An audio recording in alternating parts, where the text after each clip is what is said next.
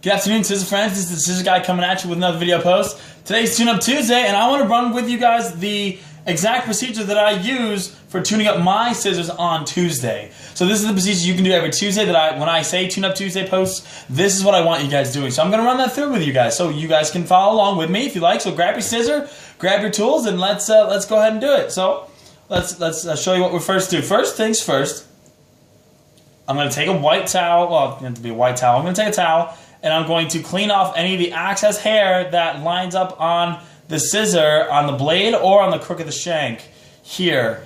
As we're cutting hair daily, hair builds up underneath my scissor, on the inside of the blade and the inside of the shank there. So I want to just make sure I take care of all that.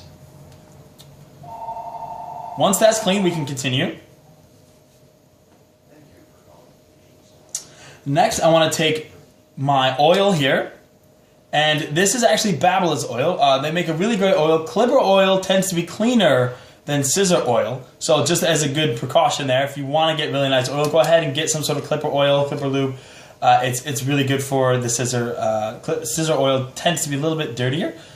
So we're going to use that. We're going to put 1 drop of oil on the crook of the shank and then 1 drop on the blade. And then flip it over to the same thing. 1 drop on the blade and then 1 drop on the shank there. So let's go ahead and do that. So I'm going to do 1 drop here.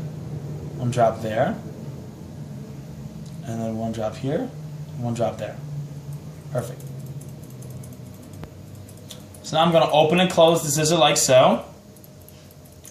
Where I really need the oil is to go into the hardware. I don't necessarily need oil on the blade or like way down here far on the shank here. I actually need it to be right in that hardware. These are where the moving parts are, so I need the oil to constantly get in there and keep it lubricated and keep it active. So that's where I'm doing it, and I'm pushing. I can point the scissor down to get that oil to slide in and out, point that scissor up to get that oil to slide down, and just make sure that oil is getting in there, because that's what needs to be oil, that's what needs to be lubricated.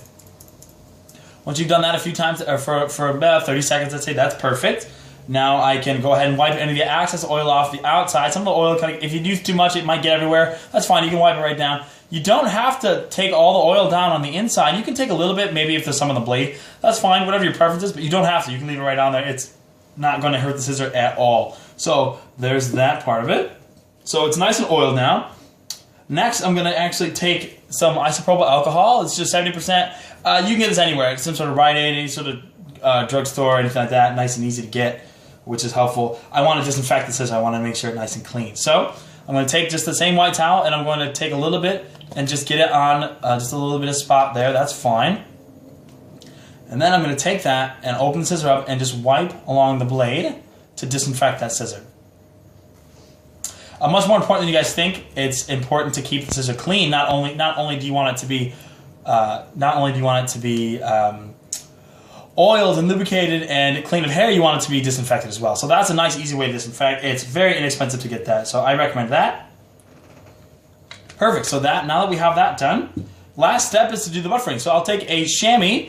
It's like a polishing cloth, and I will just go ahead and close the blade and wipe it down.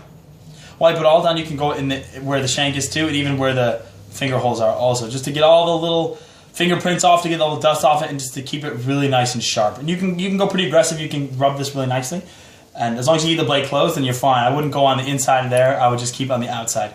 Perfect. And now your scissor is buffed. It's polished. It's oiled, and it's sanitary. So that's it. That takes about 30 seconds, you guys. Super easy, super quick, and very good for your scissor maintenance. So awesome, guys. That was my Tune Up Tuesday. I hope you liked it. I hope that was education for you. And go back and make sure you do your scissors today. Do them all if you can, and try to do that every Tuesday. So thanks so much, guys. And with my sharpest regards, I'll see you in the next video. Take care, guys.